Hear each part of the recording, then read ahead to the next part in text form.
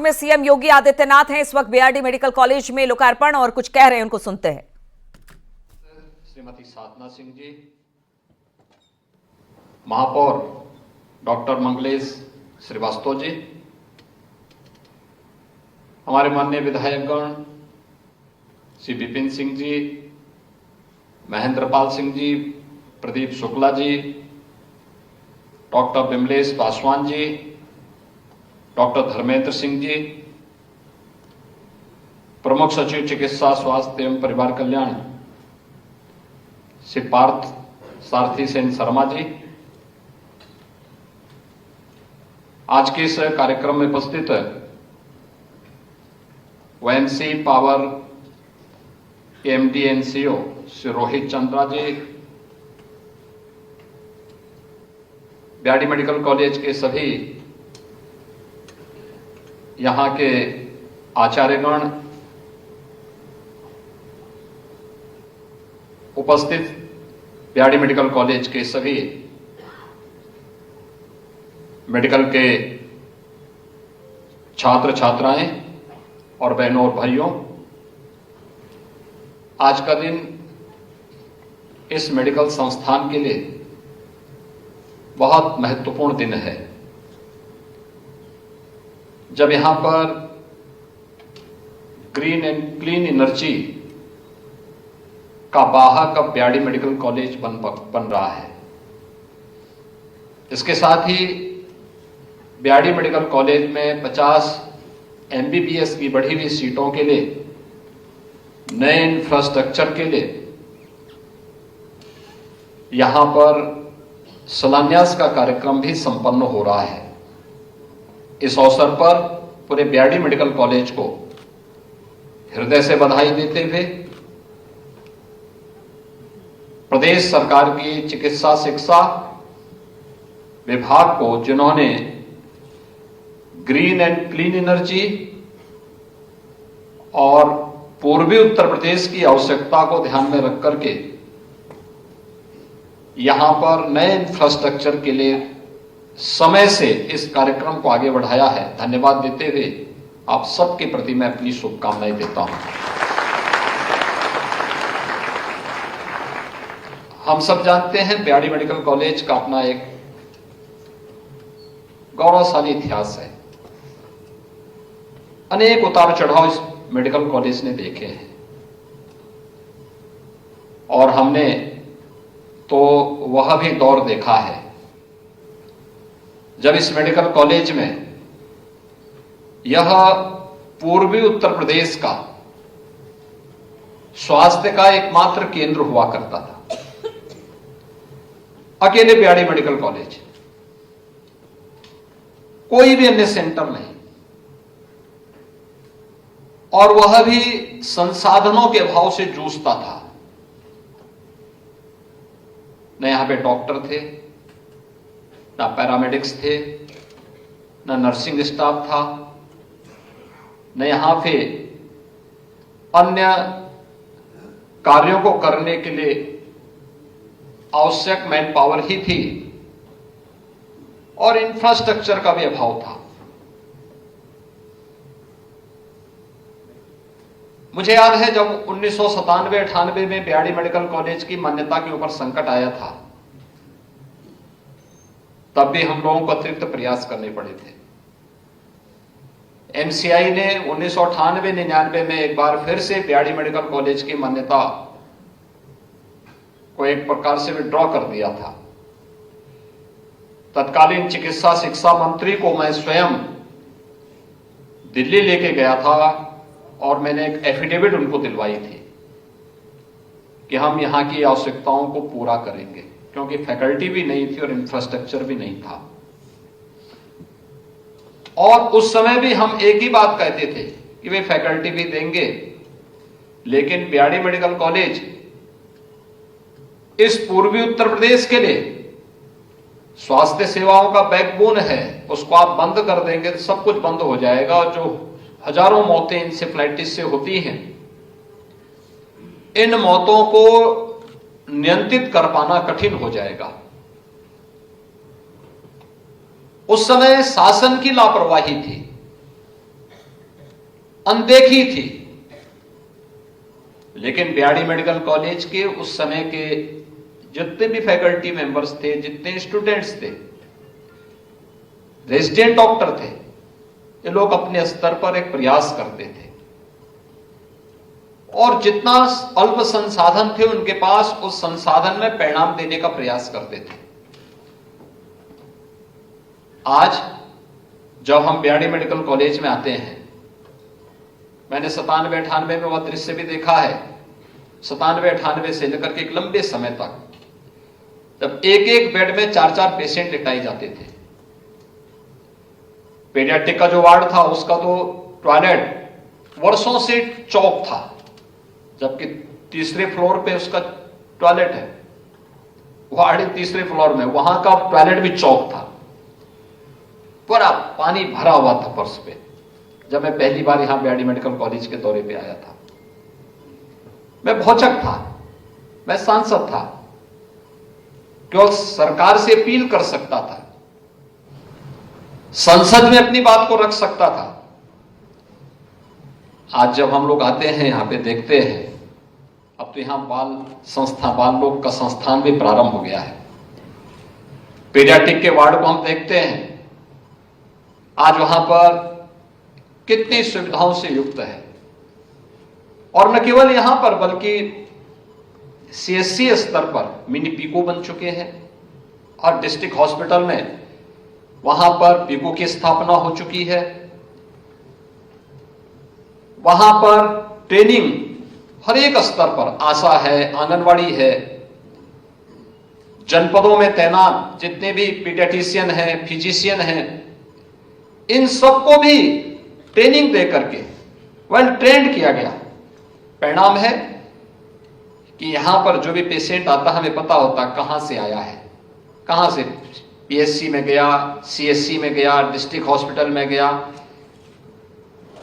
हमारे एम्बुलेंस 108 या 102 से किससे यहां पे आया है, पूरा ब्यौरा होता है। पीएचडी में एक एक चीज लिख दिया जाता है। केस हिस्ट्री होने के नाते पेशेंट का उपचार करने में मदद मिलती है। वायरल रिसर्च सेंटर का रीजनल सेंटर भी यहां पे एक प्रकार का फंक्शनल होकर के अपनी सेवाएं प्रदान कर रहा है। आज तो बहुत सारी सुविधाएं हैं, सुपर स्पेशलिटी का ब्लॉक बन चुका है। एक समय था जब सीट्स यहां की आधी हुई थी और उसकी मान्यता के ऊपर भी संकट था, और आज बधाई हो कि आज आपके पास इतना अच्छा इंफ्रास्ट्रक्चर के साथ साथ आज आपके यहां बढ़ी हुई सीट के लिए सरकार स्वयं आपके पास आ रही है कि हम आपको नया इंफ्रास्ट्रक्चर दे रहे हैं। 60 करोड़ एक ही झटके में 60 करोड़ रुपए आपके 50 बढ़ी हुई सीट के लिए इंफ्रास्ट्रक्चर करने के लिए स्वयं सरकार आपके पास आई है कि नहीं, इस मेडिकल कॉलेज को और मजबूत करना है। क्योंकि इस दौरान स्वास्थ्य विभाग को पिछले 6-7 वर्ष के अंदर डबल इंजन सरकार ने नोडल विभाग बना करके जिस एक अभियान को आगे बढ़ाया था, वो देश का और दुनिया का एक सफलतम मॉडल है कि इंसेफ्लाइटिस को हम पूरी तरह समाप्त कर चुके हैं। नियंत्रित, पूरी तरह नियंत्रित हो चुका, उसकी घोषणा बाकी है कि समाप्त हो चुकी है इंसेफ्लाइटिस। ये अपने आप एक मॉडल है कि जिस इंसेफ्लाइटिस से 1200 से 1500 मौतें होती थी, आज उस इंसेफ्लाइटिस से पूरी तरह उसको कंट्रोल करते हुए हम लोग उन मासूम बच्चों को बचाने में सफल हुए हैं। स्वाभाविक रूप से उसके लिए जो हमारा मैन पावर लगता था, उसमें जो संसाधन लगते थे, उसको हम क्वालिटी ऑफ हेल्थ के लिए अन्य लोगों को भी उपलब्ध कराने में उसका उपयोग कर सकते हैं। और आज वो बेहतर तरीके से उस दिशा में हम आगे बढ़ सकते हैं, वह आज हम सबको देखने को यहां पर प्राप्त होगा। लेकिन एक सफलतम मॉडल और उसका केंद्र बिंदु कोई बना था, वह भी बीआरडी मेडिकल कॉलेज बना था। क्योंकि सबसे ज्यादा सफरर कोई होता था तो बीआरडी मेडिकल कॉलेज होता था, और बीआरडी मेडिकल कॉलेज को ही केंद्र बना करके आज देश के सामने उस सफल मॉडल को प्रस्तुत किया गया है कि इंसेफ्लाइटिस आज लगभग समाप्त हो चुकी है, पूरी तरह समाप्त होने घोषणा होनी बाकी है। लेकिन जिस स्थिति में पहुंचा दिया गया है वह एक सफलतम मॉडल है। यह भी मैं बीआरडी मेडिकल कॉलेज और स्वास्थ्य विभाग को इसके लिए धन्यवाद दूंगा कि उन्होंने बहुत अच्छे तरीके से, सरकार ने जिस प्रकार से गाइड किया था उसके अनुसार उसे उसके लक्ष्य तक पहुंचाने में अपना योगदान दिया। तो एक यह कार्य भी हो रहा है, और दूसरा, अब हम क्लीन एंड ग्रीन एनर्जी की तरफ आगे बढ़ करके एक नए मॉडल के साथ आगे बढ़ रहे हैं। ये नया मॉडल है। मुझे याद है 2017 में जब हमारी सरकार बनी थी, आदरणीय प्रधानमंत्री जी ने उस समय एक बात कही थी कि आप लोगों के शहरी क्षेत्र में जो एक स्ट्रीट लाइट है, कोई पीली लाइट होती है, कोई लाल रहती है, कोई नीली होती है, कोई सफेद होती है, कुछ भी पता नहीं लगता है। क्या यह हो सकता है कि सभी, और ये जो हेलोजन की लाइट होती है बहुत ज्यादा पावर भी कंज्यूम करता है, कार्बन उत्सर्जन भी होता है, और बेढंगी लाइट होती है। जितना एक हेलोजन लाइट ले लेता है, अगर हम एलईडी स्ट्रीट लाइट उसकी जगह लगाएंगे तो एक हेलोजन के द्वारा दी जाने वाली लाइट की तुलना में हम 10-15 स्थानों पर नए स्ट्रीट लाइट लगा सकते हैं और बेहतरीन लाइट दे सकते हैं। उससे कार्बन उत्सर्जन भी कम होगा, ग्रीन हाउस इफेक्ट को नियंत्रित करने में हमें सफलता प्राप्त होगी। और उस समय हम लोगों ने एक मॉडल अपनाया था। उस समय हमने ESL को कहा था, यह भारत सरकार का प्रतिष्ठान है, कि क्या हम लोग जो हेलोजन है, इन हेलोजन को हटा करके इसके स्थान पर आप एलईडी स्ट्रीट लाइट लगा पाएंगे। तो शर्त यही तय हुई थी कि वे जितने हमारे हेलोजन हटाएंगे, जितने भी ऐसे स्ट्रीट लाइट हटाएंगे, उसकी जगह पे वह स्ट्रीट लाइट लगाएंगे, कोई पैसा नहीं लेंगे।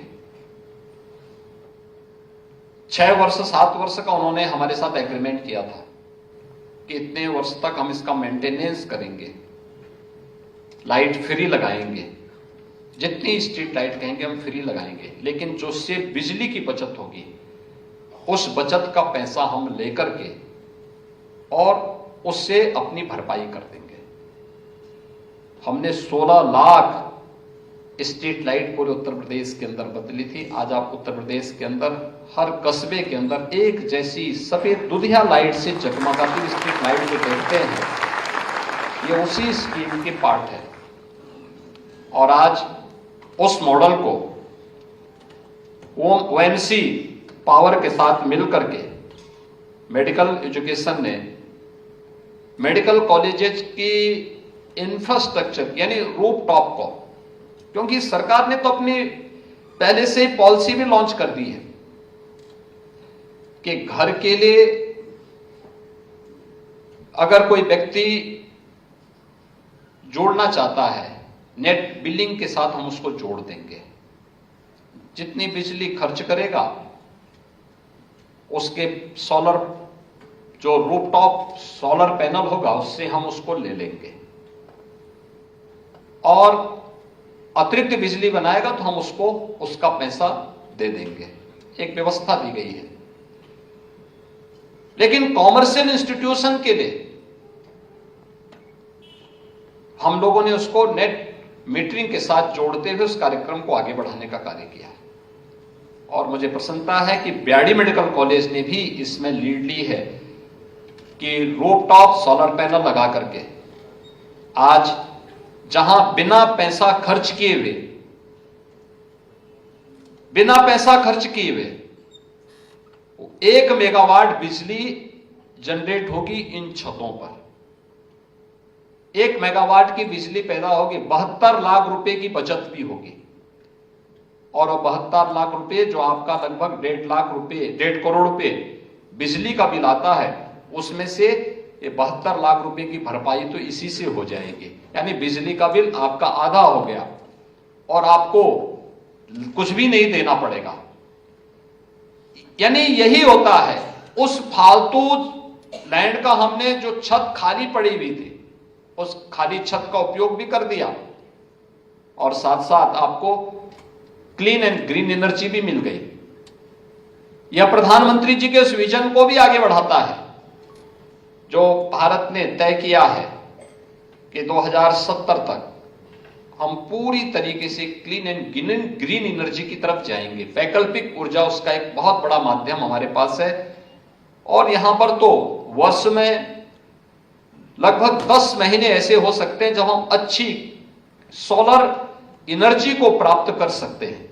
उसका उपयोग हमें करना चाहिए और आज इस दिशा में जो प्रयास प्रारंभ हुआ है, इस प्रयास को भी आगे बढ़ाने की आवश्यकता है। अगर इन छतों पर इनका उपयोग करते हुए या नालियों के ऊपर जो हमारी खाली जगह है या बाउंड्री वाल के किनारे भी, बाउंड्री वाल के ऊपर भी हम एक प्लान करके सोलर पैनल लगा सकते हैं तो बहुत स्पेस आपके पास मिल सकता है। और मुझे लगता है कि जितनी यहां की आवश्यकता है उसके अनुरूप क्लीन एंड ग्रीन एनर्जी इस कैंपस में सोलर पैनल से वर्ष में 10 महीने तो बन ही सकता है। 10 महीने की बिजली की बचत भी अगर आप कर लेंगे, 10 महीने में बिजली की कुछ बचत कर लेंगे तो वह मेडिकल कॉलेज के लिए भी उपयोगी होगा और शासन के भी ऊपर भार को कम करने में मदद करेगा और उस पैसे का उपयोग इसी प्रकार के इंफ्रास्ट्रक्चर पे करने में हमें मदद मिलेगी।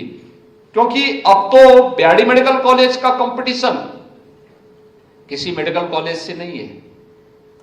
बीआरडी मेडिकल कॉलेज काफी आगे बढ़ चुका है। अब बीआरडी मेडिकल कॉलेज को कंपटीशन करना है एम्स गोरखपुर के साथ और इसके लिए अपनी को तैयार करना होगा। क्वालिटी इस समय दोनों की पैरेलल चल रही है, याद करना। और बीआरडी मेडिकल कॉलेज के लिए इसलिए महत्वपूर्ण होगा क्योंकि यहां की कुछ पुरानी फैकल्टी है जो बहुत अच्छा काम की है, अच्छा काम करते, एक लंबा एक्सपीरियंस उनके पास है। वे थोड़ा प्रयास करेंगे तो जैसे एसजीपीजीआई और एम्स दिल्ली की एक पैरेलल वो चलती है, कंपटीशन चलती है, ऐसे ही आप गोरखपुर में अकेले बीआरडी मेडिकल कॉलेज और एम्स गोरखपुर के बीच में स्वस्थ प्रतिस्पर्धा को आगे बढ़ा सकते हैं। नॉलेज का आदान प्रदान हो, हम अच्छी बेस्ट प्रैक्टिसेस को एक दूसरे के साथ जोड़ सकते हैं, लेकिन हमें उस दिशा में आगे बढ़ाना होगा। क्वालिटी, हेल्थ क्वालिटी कैसे हम दे सकते हैं और इसके लिए मैं अपने सभी चिकित्सकों से कहूंगा, जो ये हमारे आने वाले चिकित्सक हैं, मेडिकल स्टूडेंट्स हैं, इन सबसे मैं कहूंगा एक अपने को याद रखना, विपरीत परिस्थितियों में आपके पास वर्कलोड हो सकता है लेकिन धैर्य खोए बगैर कार्य करना, बिना किसी उसके।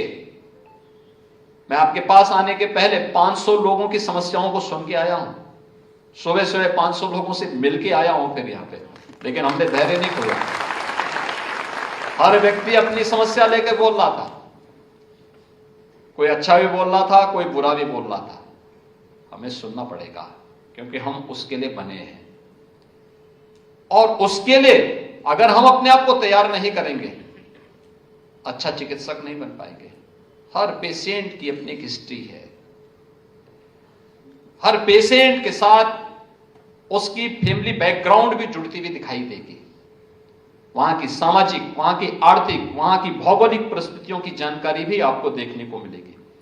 अगर अपनी छोटी सी नोटबुक में उनको नोट करते हुए अगर आप एक अच्छी स्टडी तैयार करेंगे, बहुत सारी समस्या का मेडिकल क्षेत्र में एक क्रांतिकारी परिवर्तन आप ला पाएंगे। और मेडिकल बीआरडी मेडिकल कॉलेज एक ऐसे स्थान पर बना हुआ है जहां पे पूर्वी उत्तर प्रदेश में कुशीनगर से भी, देवरिया से भी, महाराजगंज से भी, गोरखपुर से भी, बस्ती से, संत कबीर नगर से, सिद्धार्थ नगर से, मऊ से तो पेशेंट आते ही हैं। बिहार के भी 8-10 जनपदों से और नेपाल की तराई के भी बहुत बड़े क्षेत्र से पेशेंट यहां पर आते हैं। इन सब की पृष्ठभूमि को समझने में भी आपको मदद मिलेगी। रोग को जानना ही नहीं, उसकी पृष्ठभूमि में भी जाना और फिर उसके सफलतम निवारण के उपाय को भी आगे बढ़ाने की दिशा में, तभी आप सफल हो पाएंगे। धैर्य के साथ, पूरे पेशेंस के साथ, संवेदनशील तरीके के साथ हमें इसका समाधान निकालना है। जब इस दिशा में आप प्रयास करेंगे, याद करिए इंसेफ्लाइटिस 1977-78 में यहां पहली बार आई थी और 77-78 से 2017-18 तक इसको समाप्त करने के बारे में कोई नहीं बोलता था। उपचार तक सीमित था।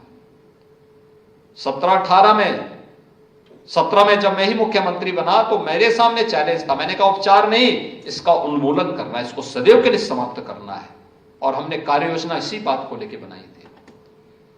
जब मैं 2017 में पहली बार कुशीनगर जिले में इस कार्य के लिए गया कि इंसेफ्लाइटिस के उन्मूलन के लिए हमें एक अभियान चलाना है। अभियान कैसा होना है, तो इसके लिए वहां पर एक अभियान चला था, एक कार्यक्रम बनाने के लिए। हमने कहा स्वच्छता का अभियान और शुद्ध पेयजल की आपूर्ति के लिए एक अवेयरनेस के बड़े कार्यक्रम को हमने आगे बढ़ाया था।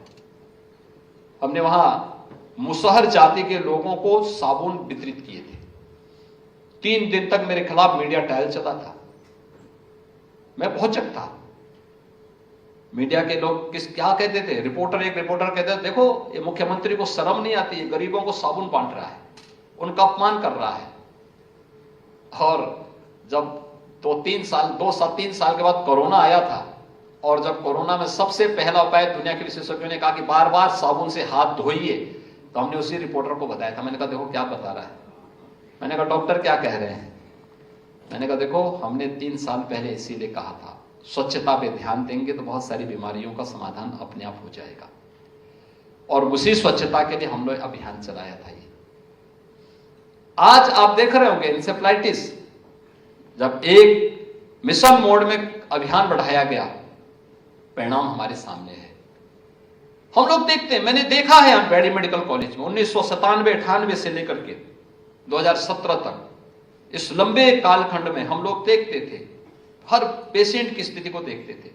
आज परिणाम हमें सुखद अनुभूति होती है कि हमने जिस बीमारी को देखा उसको चरम तक पहुंचते हुए भी देखा, और आज हम उसको जब समाप्त होकर के उसके उन्मूलन की घोषणा होनी मात्र बाकी है, तो उन स्थितियों में हम कह सकते हैं कि अब किया जा सकता है। एक डॉक्टर के रूप में आपको अपनी निजी जिम्मेदारियों का निर्वहन करना है। सरकार आपको इस बात के लिए आश्वस्त कर सकती है। देखिए आज का समय नवाचार का है, इनोवेशन, रिसर्च एंड डेवलपमेंट का है, और ये केंद्र अब उस रूप में कार्य करते हुए दिखाई देने चाहिए, लोगों की नई राह दिखाने के लिए। इस फील्ड में हमें आगे बढ़ना है। इस दिशा में बिना धैर्य के, बिना संवेदनशील तरीके से आगे बढ़े हुए हम कभी अपने लक्ष्य को प्राप्त नहीं कर सकते। और मुझे लगता है कि इस दिशा में आप सब मिलकर के प्रयास करेंगे। अब उत्तर प्रदेश जिस दिशा में आगे बढ़ चुका है, एक नया उत्तर प्रदेश है। अभी देखो हम 19 को अगले 4 दिन के अंदर देश का सबसे बड़ा निवेश उत्तर प्रदेश में करवाने जा रहे हैं। Ground breaking ceremony Uttar Pradesh की होने जा रही है आदरणीय प्रधानमंत्री जी के कर कमलों से। और याद रखना, अब तक जितने भी ग्राउंड ब्रेकिंग देश के अंदर हुए होंगे वो 10 लाख करोड़ से नीचे के हुए होंगे। पहली बार कोई राज्य ऐसा भी होगा जो 10 लाख करोड़ रुपए से अधिक के निवेश प्रस्ताव का एक साथ शिलान्यास कराएगा, और उत्तर प्रदेश में होगा। उस अभियान को लेकर के भी हम आगे बढ़ना चाहते हैं। तो उसमें अब हर इंस्टीट्यूशन को अपनी अपनी जिम्मेदारियों को लेकर के आगे बढ़ना होगा, अपनी जिम्मेदारियों का निर्वहन करना होगा। अगर हम इस दिशा में प्रयास कर पाएंगे तो इसके बेहतर परिणाम होंगे। और मुझे आज प्रसन्नता है कि यहाँ पर दोनों कार्य, यानी हमने वह भी दिन देखा है जब इस मेडिकल कॉलेज की मान्यता समाप्त हो रही थी और बाद में सीट आधी कर दी गई थी, लेकिन आज सीटें भी आगे बढ़ गई, सीटें भी बढ़ चुकी हैं, और सीट बढ़ने के साथ ही उसके नए इंफ्रास्ट्रक्चर के लिए भी शिलान्यास हो रहा है। लेकिन जो हमारी फ्यूचर की आवश्यकता है कि हमें स्वच्छ और ग्रीन एनर्जी चाहिए, उसके लिए रूफटॉप सोलर पैनल की स्थापना करते हुए हम इसका उपयोग कर पाएंगे। 1 मेगावाट विद्युत उत्पादन का एक कार्य इसके माध्यम से प्रारंभ हो रहा है। ब्याडी मेडिकल कॉलेज को इसके लिए हृदय से बधाई देते हुए आप सबके प्रति मैं अपनी शुभकामनाएं देता हूं। धन्यवाद। जय हिंद।